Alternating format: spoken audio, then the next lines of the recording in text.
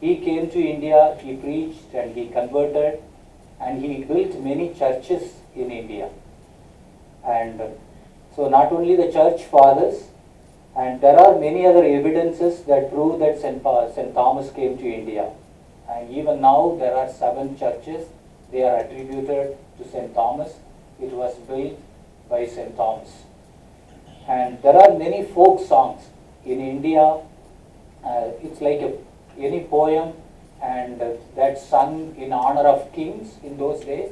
And similarly, the popular heroes in India, they were sung in poem, in folk songs.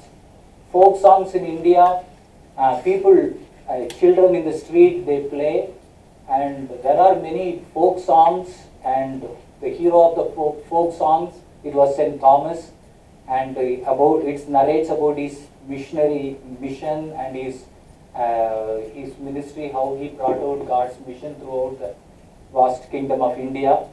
And it's all this, there are many songs sung in honor of St. Thomas the Apostle.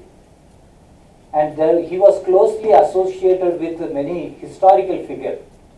And one such incident, he came as an engineer, and there was a king who is called Kundaphorus, and that's a king who lived at that time, and who had given him an assignment to build the palace for him, seeing that he is a foreigner and he could bring out something very spectacular palace. He gave him assignment, and what St. Thomas did, according to tradition, he spent the money on poor. Instead of building huge expensive building, he spent the money on poor. Then the king arrested him and put him in prison.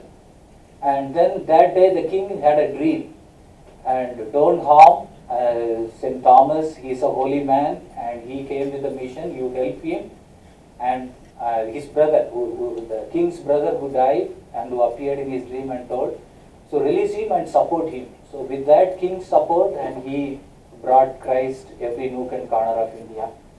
And then finally, there are many places attributed to St. Thomas.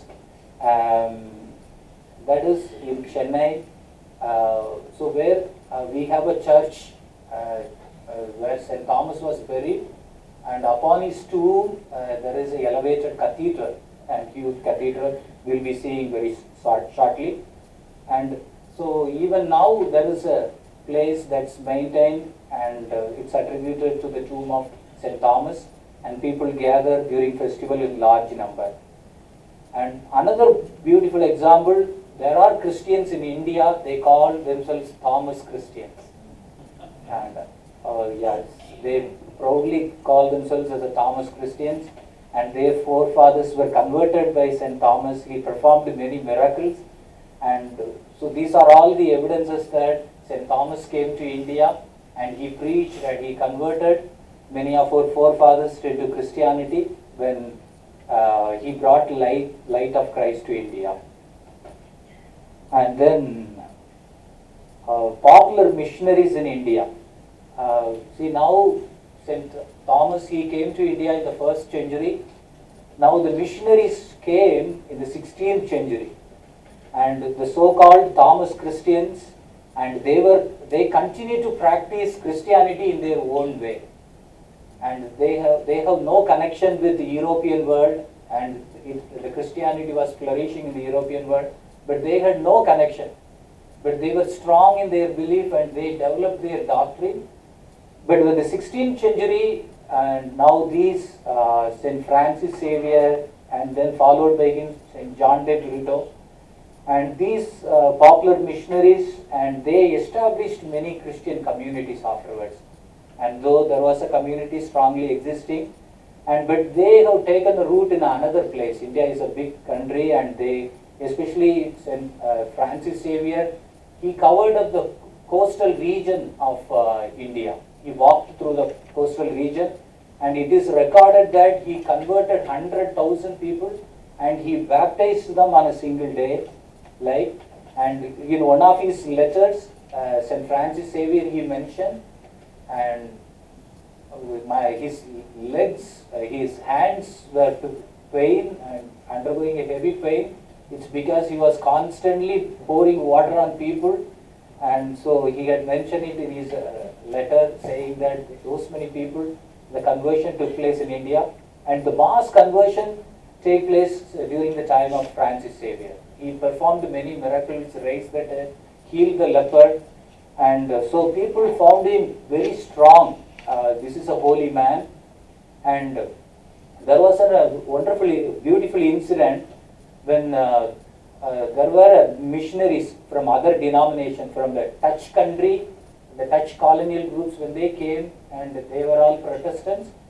And at that time, they were trying to Catholics into other denominations.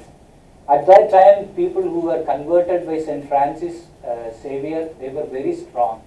And they were threatened with life. And these are all people, they were fishermen. And the Dutch officials, they hold the power and they were trying to dominate them. And but they have not given up their faith, and there were many killed, but they remained strong. And such was a powerful missionary work undertaken by Francis Xavier. Then another notable popular missionary is John de Brito. John de Brito, he especially the southern part of India, he established many communities. He preached Christ, and he lived like he was killed. His martyrdom reflects like John the Baptist, and he was beheaded. He was fighting against a king. The king lived an immoral life, so therefore he fought against the king, and the king beheaded him. And then Mother Teresa, we know her very well, and she is a mother of poor children and the slum dweller. She came to India as a missionary, as a teacher. She was a geography teacher, and she was no very comfort zone. But when she came to India at that time, and in India there was many violence. At that time, India was liberated from British. India was one of the colonial country. And now there was a bloodshed on account of the partition between India and Pakistan. And Pakistan said, we didn't feel safe living in India. So we want a separate country, and they parted the country from Muslims, separated the country, that's called Pakistan. Then, so now where Mother Teresa, the Kolkata, where she was living, there was major violence broke out. People killed, and the dead bodies were on the street. And all these were motivating Mother Teresa. She took up a great, courageously come out of her convent and undertook a great mission of helping out poor. And she fought against abortion and so on. She won many awards. And these are all the notable missionaries who came and served and brought the light of Christ to India. And so coming to India, there are many pilgrim places. Pilgrimages are undertaken. People go, just like Our Lady of Guadalupe, where millions of people gather every year. And in India, there are many popular shrines, and St. Francis Xavier, his body remained incorruptible. And it's protected in the church in Goa. So once in 10 years, his incorruptible body is taken down. It's elevated position, it's kept, and people can see standing down. But once in 10 years, his incorruptible body is taken down, and millions of people would participate, and it's taken in procession. And so that's how the Francis Xavier, the incorruptible body, is honored and paid homage to a great missionary. St. Thomas, and as I mentioned to you, St. Thomas is the apostle. So upon his tomb, cathedral is elevated, and where also millions of people, pilgrims would go and attend. And then Our Lady of Velangani. So now I am coming to the first video where you have seen, and hundreds of thousands pilgrims will be thronged in that pilgrims. Our Lady of Velangani. It could be told Fatima, it could be Our Lady of Guadalupe Light. You can imagine a large crowd it would attract. So I am going to, I will be displaying another video later. So you will be able to find out how much the people and the believers they experience and cherish faith at Our Lady of Velangani. Then another popular pilgrimages undertaken towards St. Anthony of Padua. And Anthony of Padua is popularly known as miracle worker. And people go to St. Anthony's shrines and they go in huge number and believing that, and they get blessings from them and they get a miracle from them. And also I had a chance to serve in one of the popular shrines in India, and that is called Puliyambadi, and where I would see people from other faith also, people who not necessarily Catholics, even belonging to other denomination, and people from following other religion also would come. And Saint Anthony, he is a miracle worker, as well as he is a great holy person against the demon. There are people who are possessed under demon attack, and they come to him and pray to him, and then they liberated from the possession. And these were all the popular shrines. The millions of pilgrims throng every year during their festival. And so there is coming to India now. There is a special devotion towards Mother Mary everywhere, and especially on Saturdays. There are many popular devotion. It may look superstitious, but people have a strong faith when they go to Mother Mary, and they believe that they receive many blessings from her. So I remember having all these things, tonsuring head, saplings offerings.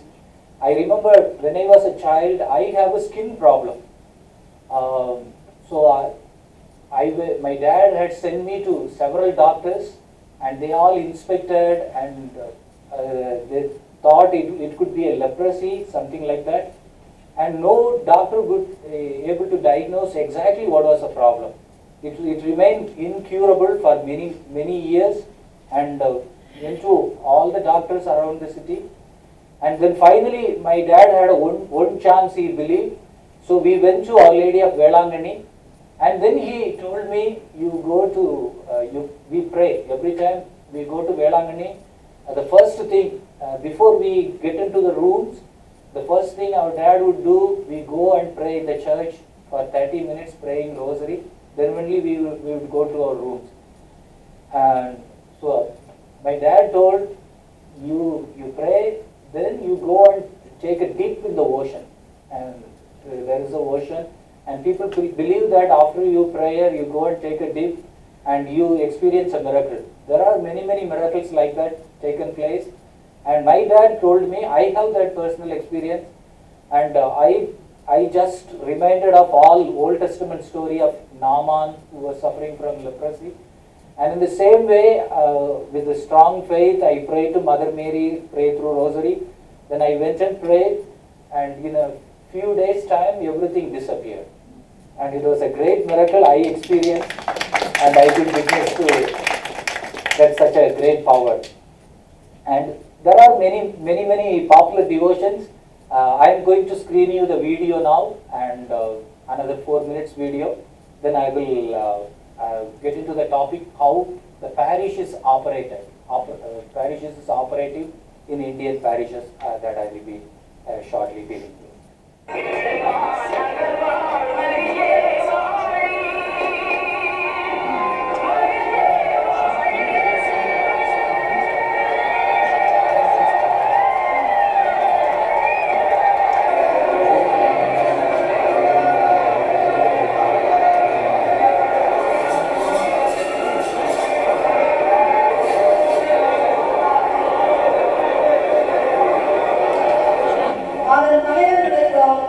அதன் குருக்களுக்கும் நாட்டின் மக்களுக்கும் எதிராக அரண்மனை நகராகவும் இரும்பு தூணாகவும் தூணாகவும் வெண்கல சுவராகவும் ஆக்கியுள்ளேன்.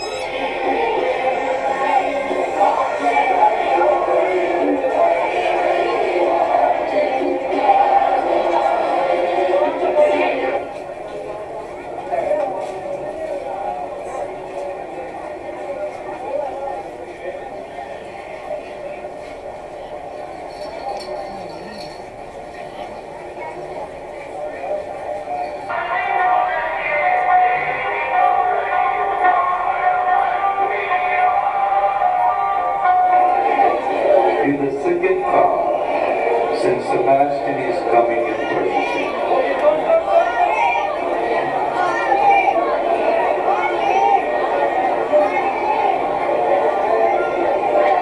மூன்றாவது தேதியில் விழாவுடைய பவனியாக வருகிறார்.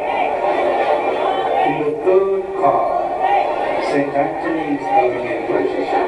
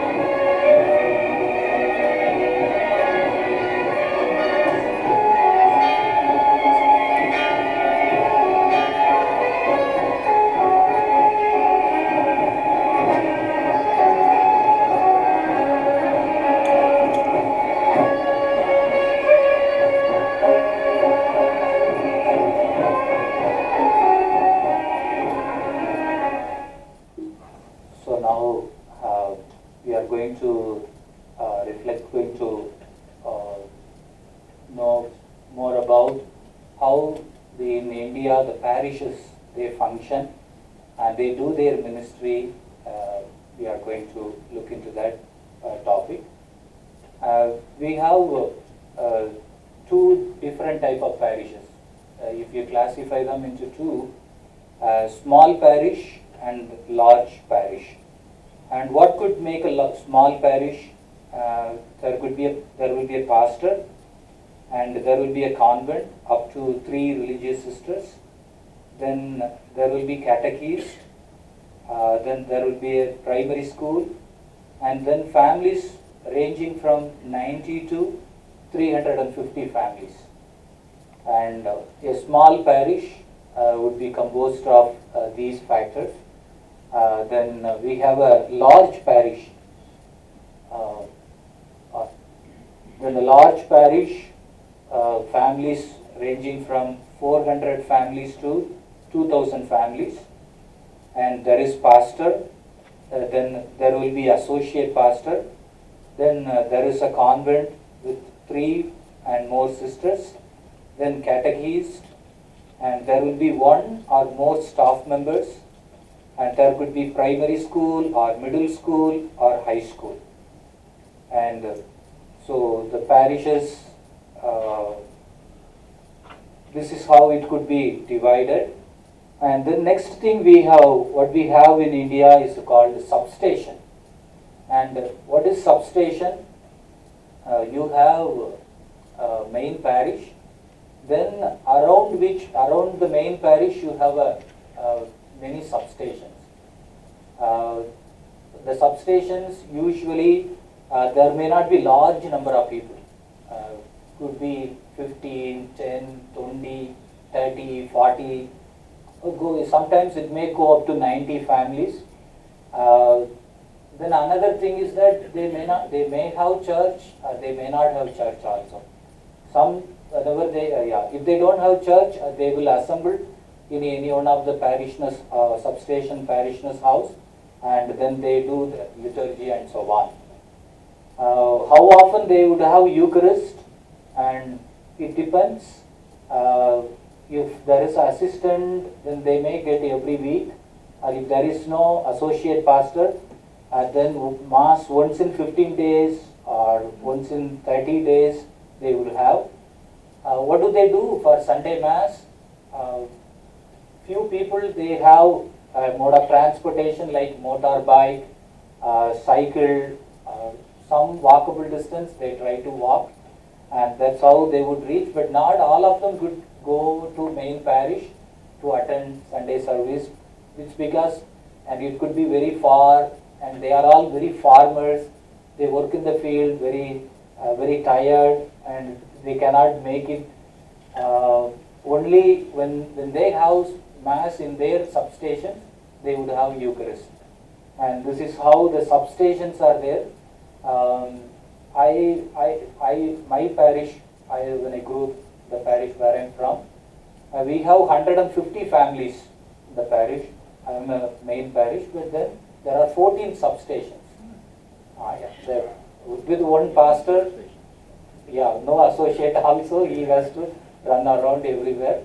I remember when I was a young seminarian, the pastor would take me with him, and he would take me with his house blessing and so on. So he had to travel a long journey, and there was one incident during Christmas. What we do, the Christmas, there is a tradition. On 25th, those 14 stations would get a Mass that day. So he would start from 7 o'clock, then morning and afternoon the following day, he would go on. So the tradition, one time what happened, we used to hire a car, and the substation wouldn't have many good singers and so on. So from the main parish, they would form a team and they would go and sing, and there could be some sisters would be with us, and there was a car broke down. So you are scheduled every 2 hours to next station. So people would be waiting on us. So then with the car broke down, and then it made a little long delay. So like that, the substations and the pastoral ministries are done in that way. Now, when I was a small boy, it was 14 substations, but now it was more parishes were formed out of which. Now the new substations are also formed, so which means right now there could be some 6 or 7 substations. It keeps changing and evolving. Now we know the different roles in the parish. So we have as I told you, any parish is composed of a pastor or associate pastor, and what are their roles? So here the pastor role, yeah, he would administer the sacrament every day. He would offer mass, and especially on a small parish, he won't get any assistance from staff. He cannot put any staff. So he has to maintain the register. He will be maintaining. And since we have most of the parishes have a school, and there could be some teacher, especially interested in maintaining record, the priest would get their help, and so they would, with the support of some of the staff members, teachers working in the schools, they maintain the register, all sacrament register that is maintained. Mostly it's under the direct maintenance of the pastor. And there is a parish council, and he would head the parish council. He would make all the important decisions for the parish, and he would conduct the festival and the feast. And just like what we have seen, in India we have the patron festival. Every church has got a patron, and there is a festival on his feast day. So it is celebrated with 10 days novena. So people go to church, and before the feast, they go to church, and then they participate on 10 days novena. So the pastor, he would coordinate the festival and the feast days, and he would make important decisions. And in addition to that, he would go to school visit. He would go on the school visit. The ministry, any pastor, most of the Indian parishes, any pastor would serve only 5 years. Afterwards, he will be transferred to another parish, only the 5 years duration. And there are people, they are directly helping pastor. And very interesting thing is, there is a cook, and the cook will be helping mostly to the priest. Especially the catechist and the religious sisters, they will be also very helpful. And it's like his house helper, the cook would be helping so many times. The church key especially will be given to that house helper, and she would be, in the absence of the priest, in case he is out, he has gone on retreat, or if he is out of the parish, it's the helper, the cook would be responding to people. If the parish is small, and if there is a staff member, then the staff member will be responding. But only the staff also, only they work in the limited time, and so afterwards the helper will be taking the role of the pastor and helping people, providing information about the pastor. And then associate pastor. So the associate pastor is the substation ministry in charge, and you remember there are many substations, and he would be in charge of substation ministry. And then communion to the sick, it is given every first Friday. There is a communion to the sick people, and it is the duty of the associate pastor would carry the communion to the sick people. And then matrimony preparation. So he will be in charge for the couples and preparing them for matrimony. And there are many activities involved: writing plans, filling up nuptial form, marriage preparatory course, setting the date for wedding, marriage delegation, and couples confession, and engagement blessing, and so on. So it's the role of the associate pastor.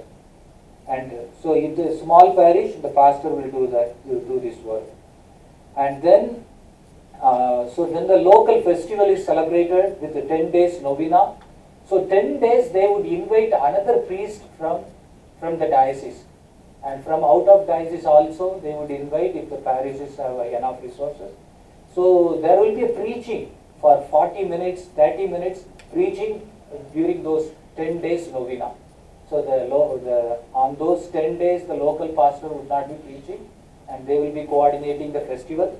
And now this is the duty of the associate pastor. He has to find those 10 people who are well versed in 40 minutes, 30 minutes preaching, and they will do. And then the role of associate pastor, there are basic Christian communities. The churches in India, the basic Christian communities formed in small groups, and it is believed that, so it's very good thing, and we need to do a lot of basic Christian communities. So it is the duty of the associate pastor to form the BCC, or if they are not functioning, and he has to redo it, and he has to visit. So every week there are many BCC they assemble, he has to go and attend. Then Bible Sunday is celebrated in September, and the festival, so he would, the associate pastor would be responsible, and teaching in the school.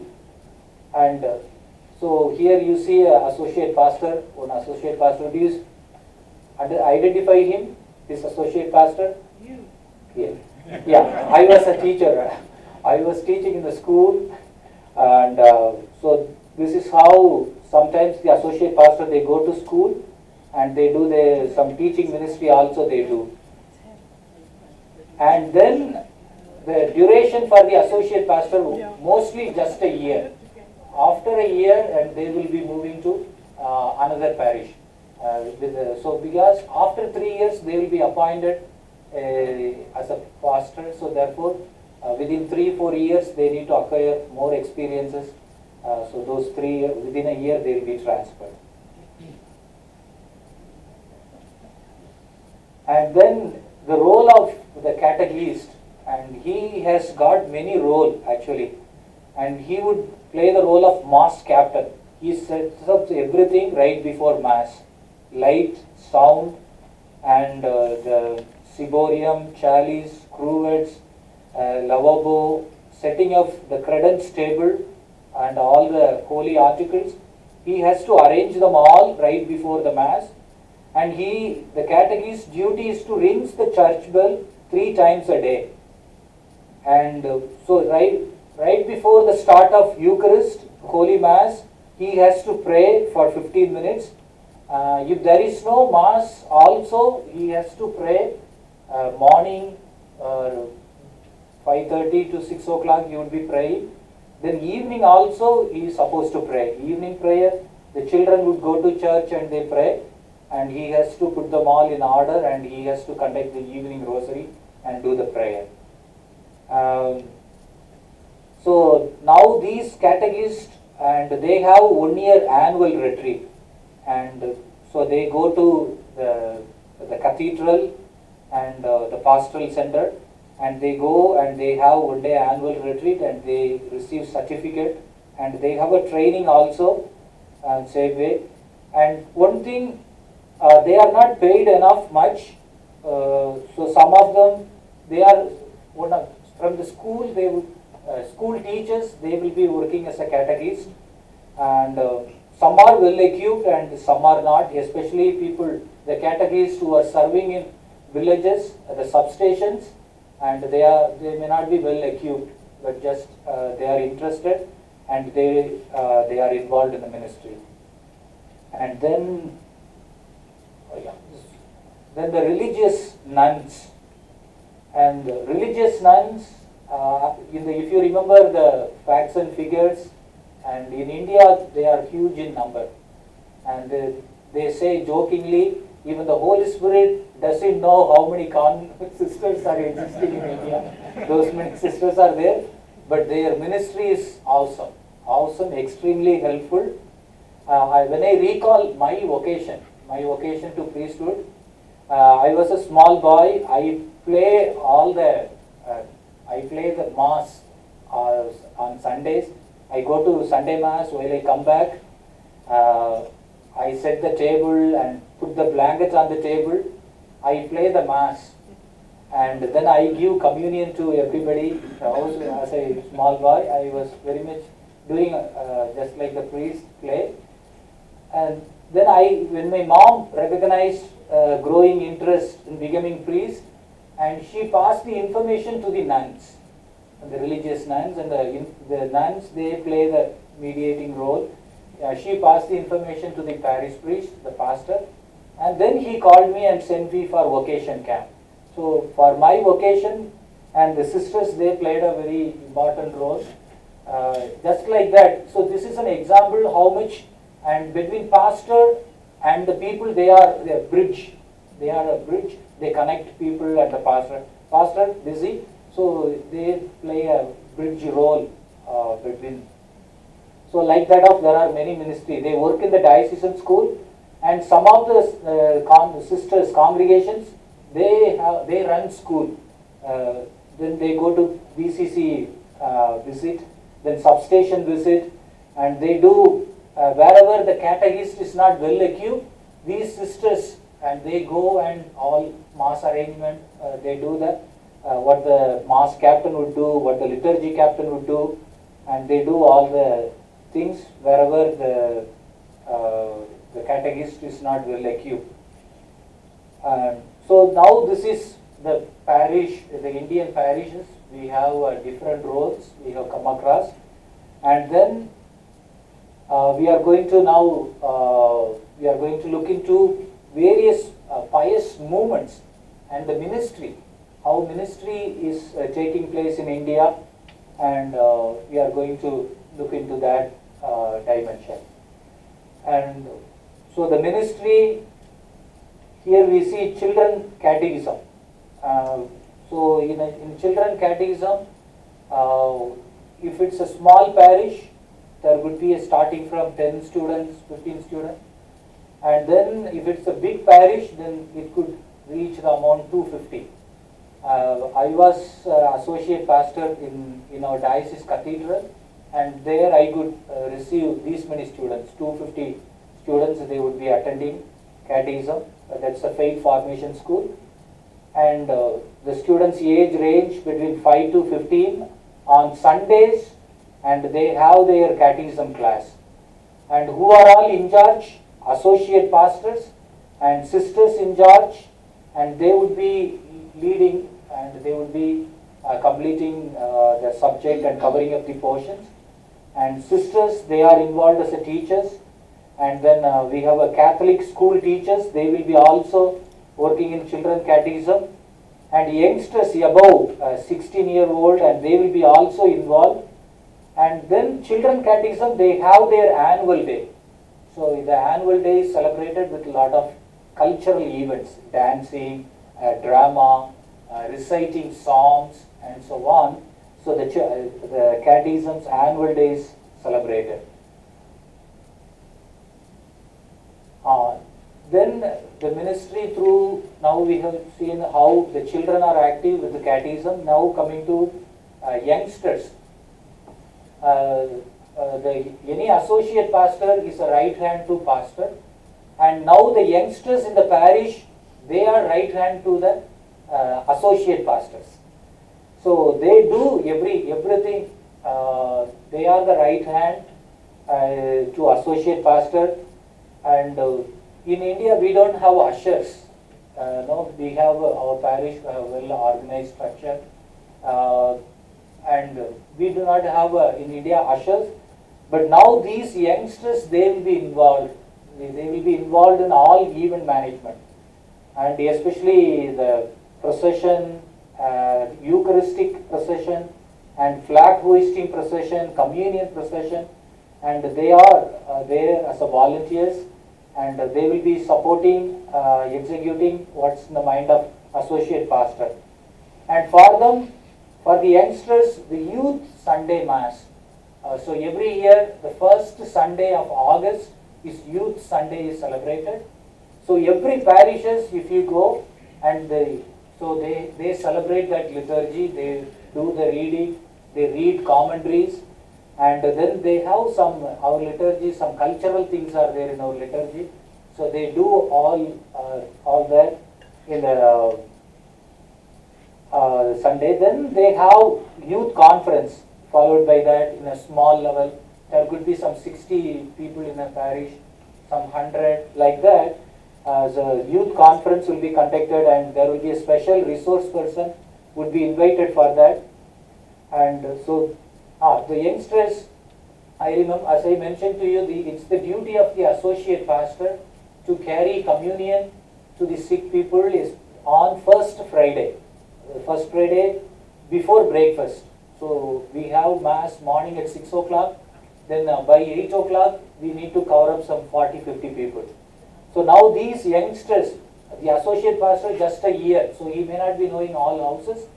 So now these youngsters, they are the GPS, they will be helping us take down to all the houses. So they are right hand to associate pastor youngsters.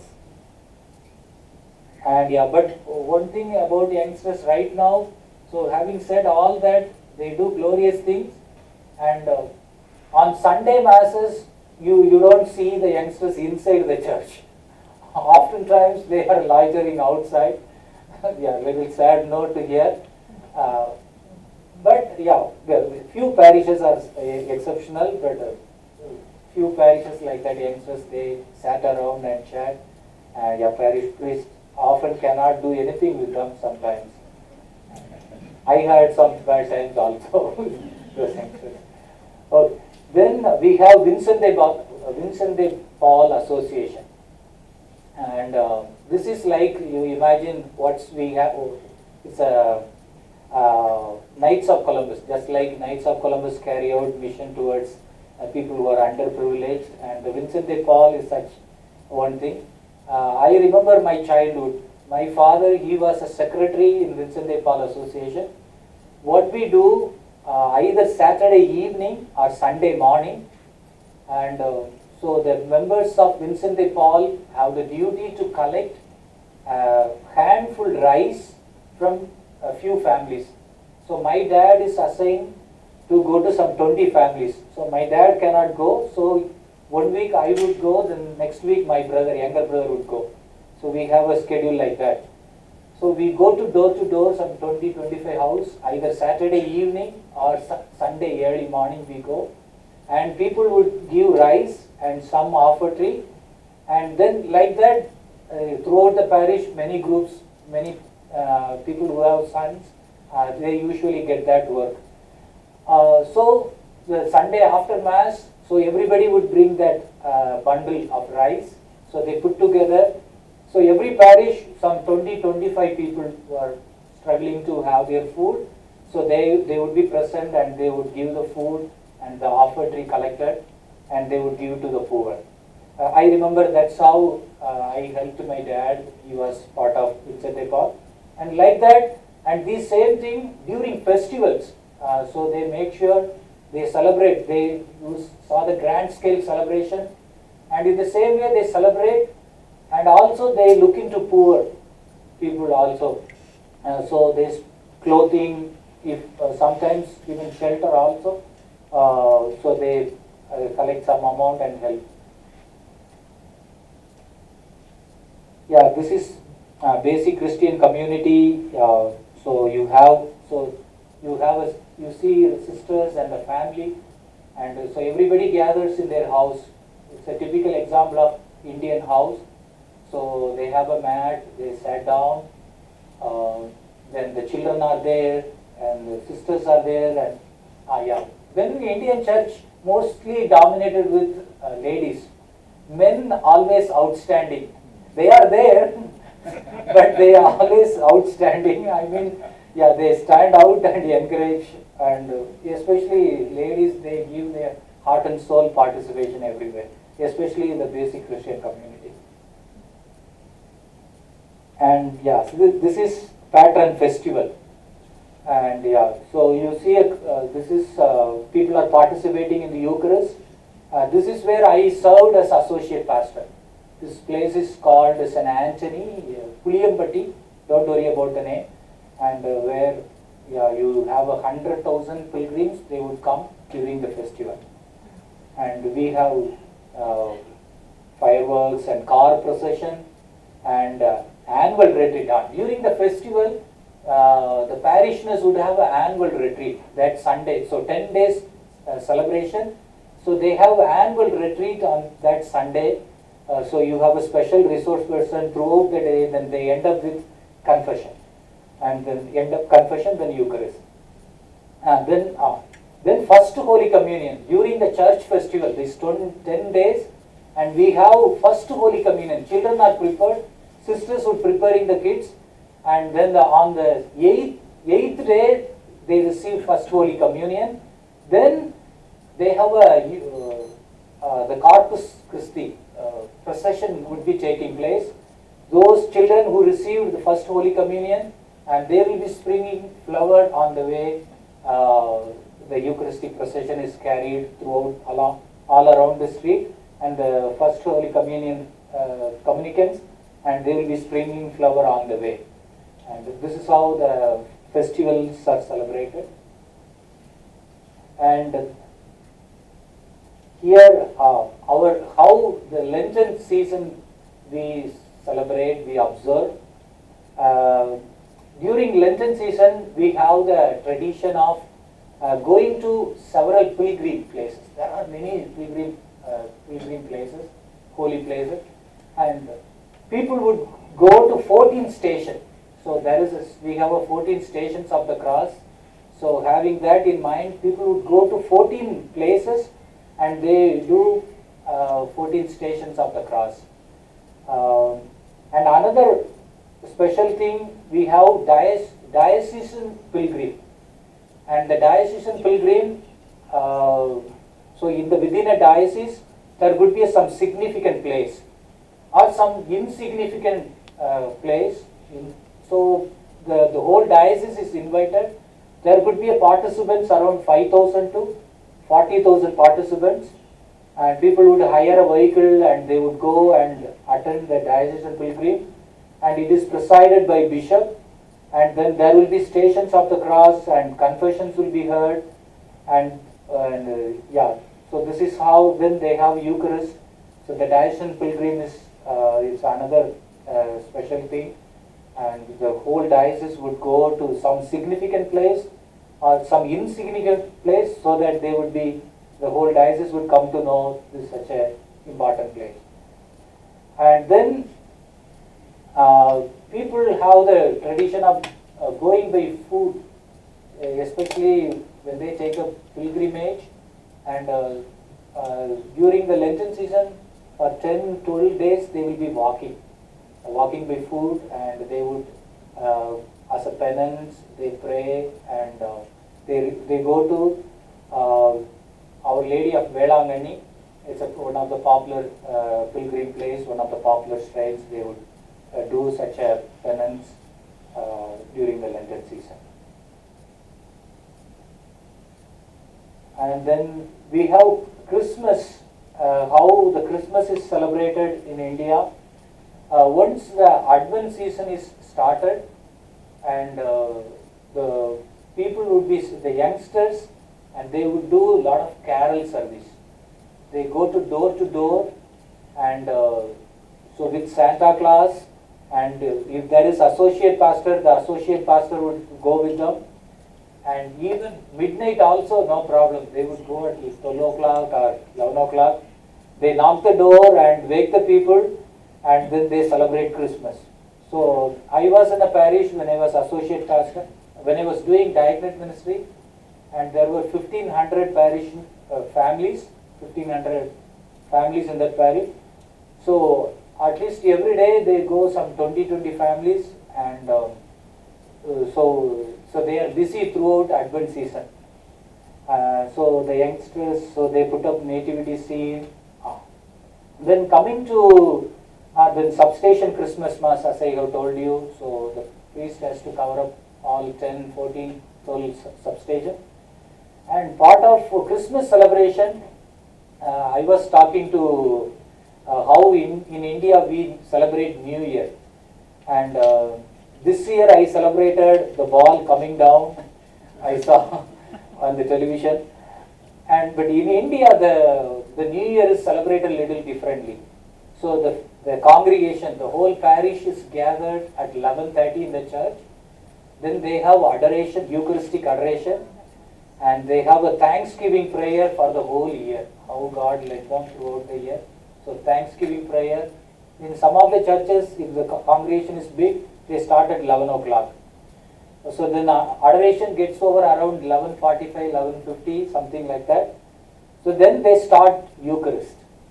And then, so when the clock hits 12 o'clock, then everybody should be singing Gloria. So that's interesting. The priest should not start before 12 o'clock. He will be getting scolding from people. He cannot start afterwards also. So that's how the New Year Mass is celebrated in India. And this year Christmas, I have many cookies and plenty of gifts and so on. I am really excited with all your gifts, our parishness, really. In India, how we celebrated the most thing is the cake. Plum cake is a popular thing. Yeah, that's the only thing, and some candies, that's all. So, how we do it in our home, so we celebrate Christmas Mass, then we go, it's midnight Mass. Usually the parish has the privilege of midnight Mass. So then we gather around our dad and mom. So he would have that special plum cake he would cut and he would distribute to all, and we eat and go to sleep. And that's how the Christmas is celebrated in India. And yeah, now the plum cake is very popular. But yeah, so we have schools. Yes. So we have schools. So as I told you, we have many. We have schools, and schools we have not only Catholics. They go to our schools, but also in the context of India is a secular country. In the constitution it's written it's a secular country, but there are many people who try to divide the country, and they would say it's a country only for Hindus. But among people generally good, but with our school and colleges, it has contributed massively to the society. For example, in my village there is a school. It educates every year. When I was a student, 1,500 students around, and now it's educating 2,500 students right now. And at some time it was 3,000 also. So out of which, you just imagine, we Catholics just 75. Out of 1,500 students, Catholics are just 75. The rest of them are other denominations, non-Catholics and non-Christians. And we do huge contribution and enormous service, Catholics. Everybody likes our ministry. And it's a common understanding that send your son to the school and the colleges run by sisters or fathers. Your kids will be very intelligent, disciplined, you will get a bright future. They have that strong impression while sending their sons and daughters to Catholic schools and colleges. And our Catholic colleges, most of them popular colleges run by Jesuits, and it's very difficult during admission time. There are hundreds of applications for some 20 seats, 30 seats, and the administration really found tough. And so everybody wants our institution, whole country. But as I told you, out of 1.3 billion, we are just 21 million Catholics, then another 15 million non-Catholics could be. So our schools, and they do enormous service. Our schools, the interesting thing, we cannot charge our people. It's a free education. I remember up to 10th standard, I don't pay anything. And but now currently they introduced introduced little bit. The infrastructure is down. Those schools, especially the diocesan schools run by, and the infrastructure is down because people, you cannot charge them. And if we charge, then immediately people are ready to fight. Oh, this priest is wanting money, like that. So you cannot charge. So, but I see as a priest, the infrastructure in school is going down, and it needs some special attention, I would think.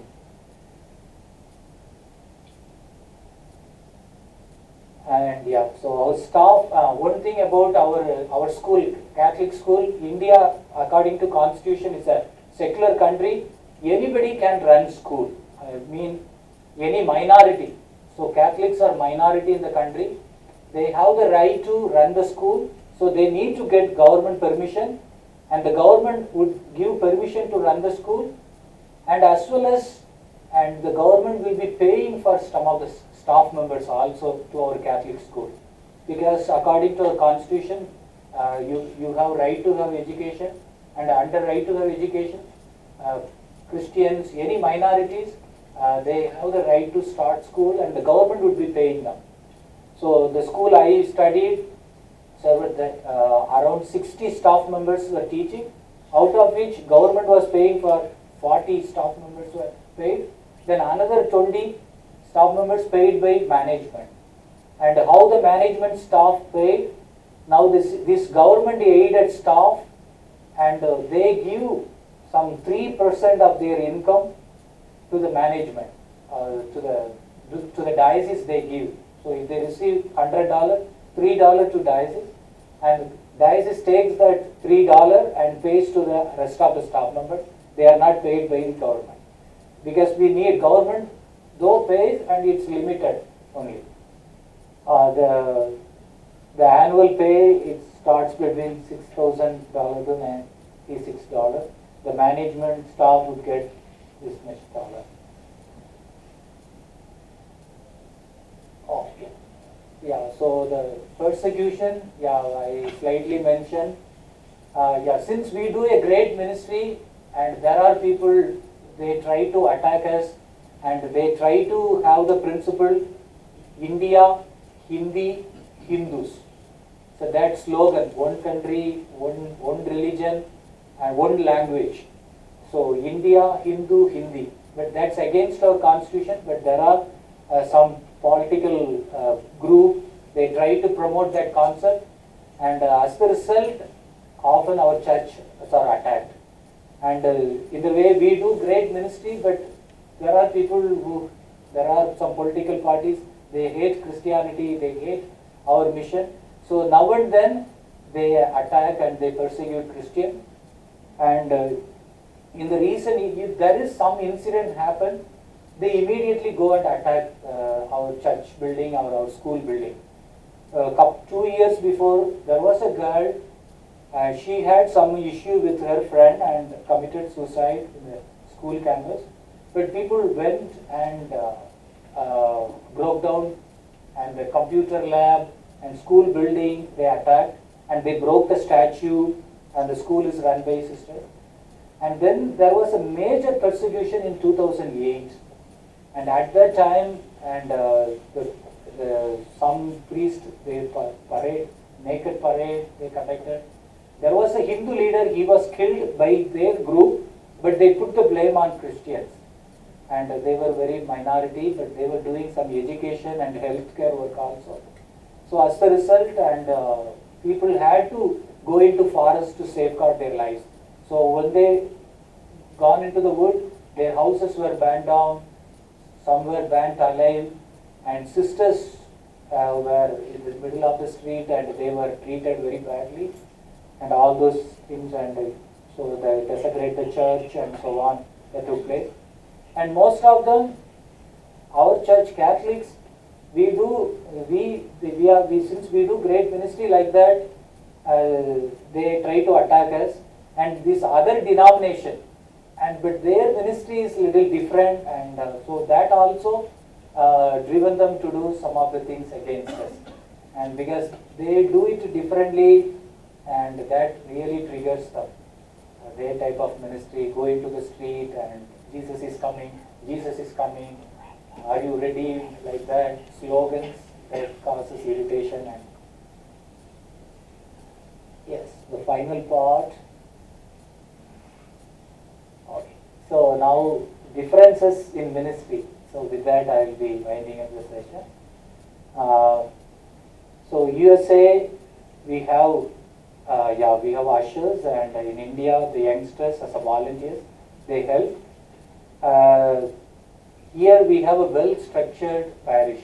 We have a different role and different responsibility, and we have resources, and rightly and shared, and we have different department for everything, catechism, liturgy, choir, and so on.